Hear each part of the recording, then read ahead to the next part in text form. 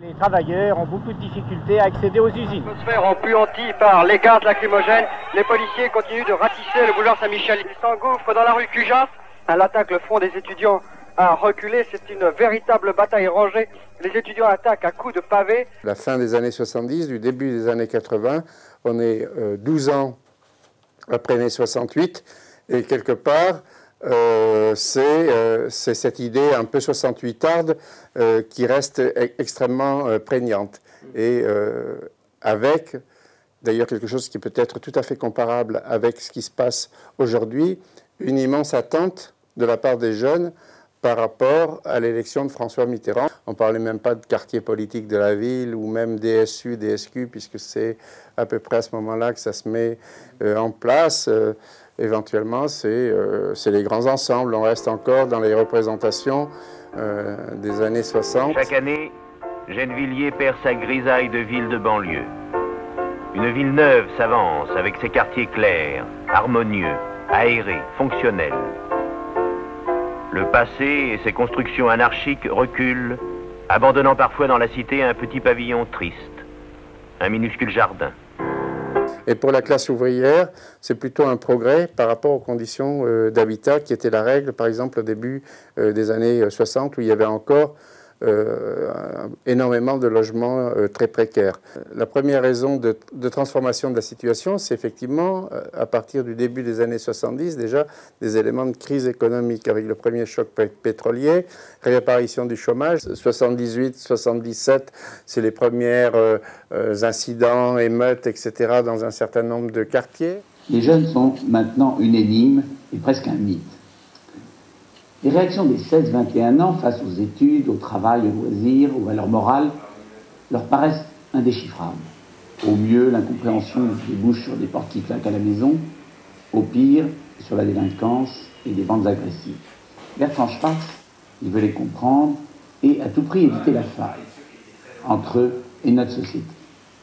C'est à lui que le gouvernement a confié un rapport sur la réinsertion professionnelle et sociale des jeunes.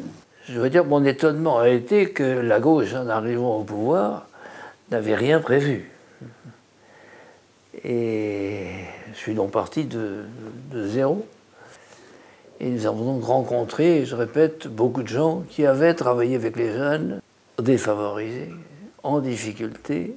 Et c'était pas difficile à trouver, il y en avait beaucoup. On les a interrogés, on les a écoutés.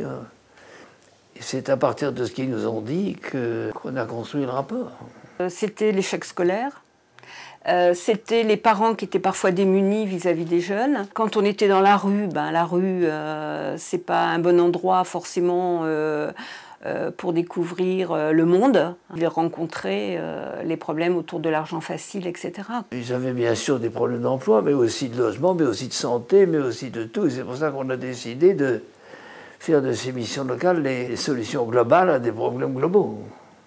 La condition pour que des jeunes s'insèrent, c'est qu'ils aient un emploi.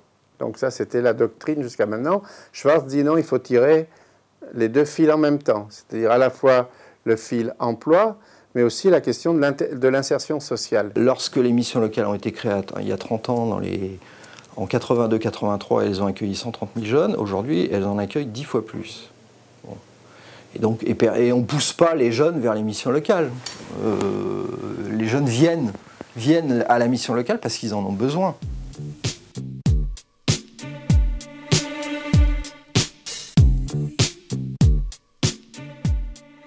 Maintenant, c'est très très difficile. Que ce soit pour un jeune ou une personne adulte, c'est très très difficile de trouver du travail en ce moment. Aujourd'hui, on accueille les enfants des jeunes chômeurs des années 80. Donc, ils ont connu leurs parents alternant période d'emploi et de chômage aussi. Ça, c'est une réalité aussi. Avant, les gens gagnaient bien leur vie, la vie n'était pas chère, les gens sortaient. Un exemple, allaient beaucoup dans les restaurants. Avant, tous les week-ends, chaque famille allait au restaurant avec ses enfants et tout. Maintenant, une famille ne peut plus se permettre. Pour ceux qui ont des difficultés, maintenant, je les recroise au sein de l'espace insertion, puisque pour certains, sur certaines périodes, ils sont amenés à faire la demande du RSA. L'acculturation aujourd'hui, elle n'est plus au monde de l'entreprise et au monde ouvrier. aller au monde de la précarité. Le précaire est devenu la norme. C'est ça la différence. On était à 50-50 il y a 15 ans, CDI et contrats divers de durée plus ou moins longue. Maintenant, on est vraiment un petit tiers de CDI et le 2 tiers, c'est du contrat de travail à durée déterminée ou précaire. La crise des années 2010, là, on l'a vraiment ressenti à partir du milieu des années 2011. De 2011, pardon. Mais par contre, on est vraiment en plein dedans. Et là, début 2012, c'est...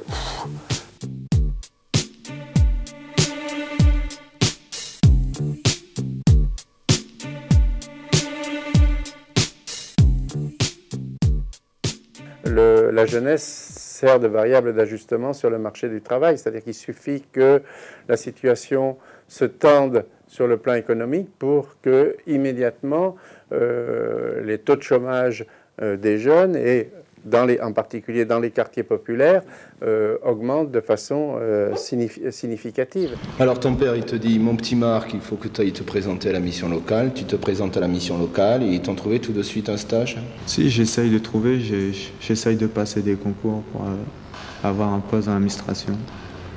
Parce que dans le privé, pour moi, ils veulent toujours des personnes de plus de 25 ans et avec de l'expérience. Donc c'est dur.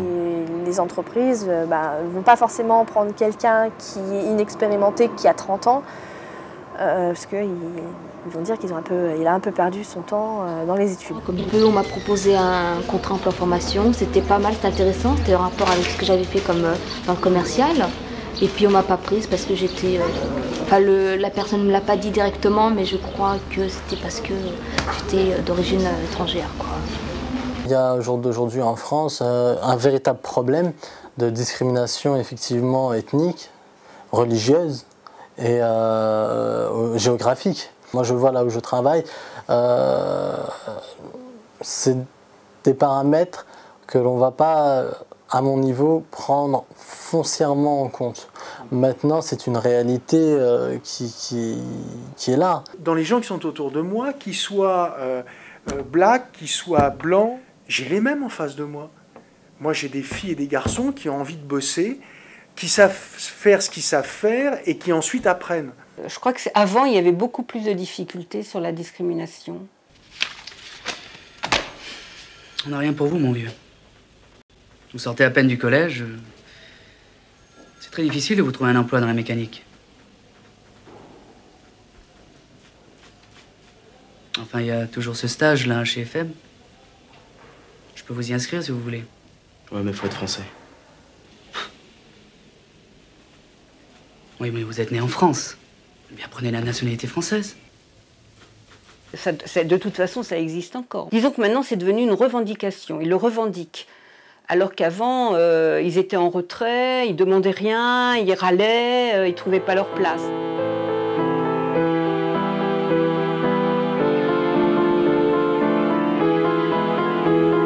C'est la première fois que tu viens à la mission locale. Oui, je voudrais faire une formation qui ne soit pas bidon. Quel métier rêves-tu de faire? Quel est ton idéal? J'aimerais pouvoir m'occuper d'enfants, c'est ma passion. Je te propose de faire un CES auprès d'enfants. Tu prépareras l'examen d'AS au sein de la PP. Tu entreras en CFI dans un stage qualifiant. Et ainsi en 2 ans, tu auras appris un métier.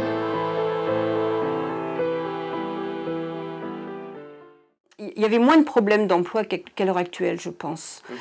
C'était plus un certain nombre de jeunes qui n'étaient pas prêts à rentrer dans le monde du travail. Et par contre, il y a eu des collaborations très vite qui se sont faites avec le monde du travail. Pour justement... parce qu'en fait, il y avait plus un rejet de jeunes qui n'avaient pas les codes, plus qu'un manque de travail, comme il peut l'avoir à l'heure actuelle. Le problème, ce n'est pas les codes, c'est le marché. Est-ce qu'il y a de l'emploi ou pas d'emploi? C'était toute une époque, les années 80, de casse industrielle. On passait d'un monde à un autre. Peut-être la vraie rupture, elle est là, c'est qu'on est passé du monde d'ouvrier au monde employé. Et je dirais que le monde employé, il peut paraître au départ, tout le monde voulait devenir employé. C'était les cols blancs par rapport aux cols bleus. hein. On pensait qu'un col blanc, c'était plus valorisant. L'image de l'industrie a été très dégradée, et notamment parce que, si vous voulez, dans l'esprit des gens, là je crois que les médias ont une certaine responsabilité, on vous explique que l'industrie c'est une usine à chômage. Ce qui n'est pas vrai. Tu penses que les robots, dans les objets que tu fais en plastique, ils pourront te remplacer pour tout? Ben non, parce qu'il faudra bien quand même des choses que l'homme fera. Oui, c'est quoi par exemple? N'importe quoi. On peut pas expliquer. Je peux pas expliquer en détail. Hein. On s'est pas vu depuis un certain temps là. Alors bon, j'ai noté là que tu étais au service militaire jusqu'à fin mars 85 parce qu'on avait envoyé un petit courrier pour savoir un petit peu où tu en étais. Et là, pour l'instant, vous n'avez pas trouvé d'autres. J'ai demandé à Pôle emploi, mais ils m'ont demandé de rappeler le mi-juin. D'accord. On a un petit peu perdu la dimension outil d'expérimentation, ça c'est clair et net. Qu'on fasse de l'accompagnement à la citoyenneté, à la culture, au logement, à la santé, à la formation, il n'en reste pas moins que là où on est attendu et là où on va être évalué, c'est bien évidemment l'accès à l'emploi des personnes qu'on accompagne. De plus en plus, il y a une tendance à nous transformer en Pôle emploi jeune.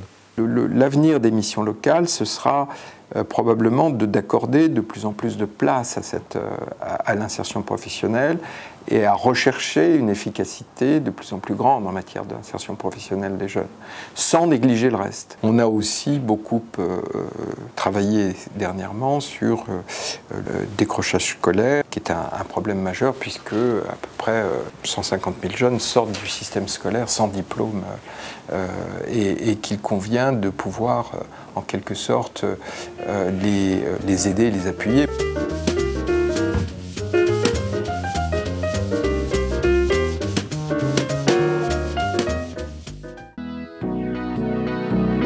On fait tous des faux pas, on a pu rater une marche, on n'est pas tombé plus bas, on n'est surtout pas qu'on lâche. Si on est motivé, ici on peut nous aider. Si on est en galère, on sait ce qu'il nous reste à faire.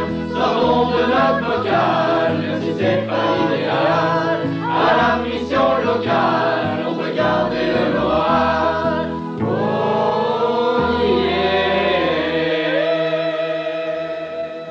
Qu'est-ce que vous souhaitez à la mission locale? Comment vous voyez l'avenir? L'idéal, ça serait qu'elle n'existe plus. Mais elle a encore quelques années devant elle de travail. Elles sont indispensables, plus que jamais. Ça, je suis bien convaincu.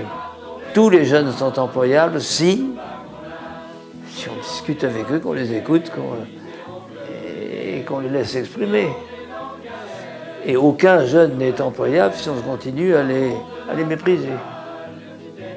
Je suis frappé par le mépris ambiant. Quand les missions locales ont été créées, elles avaient 6 ou 7 permanents, qui étaient tous des fanas.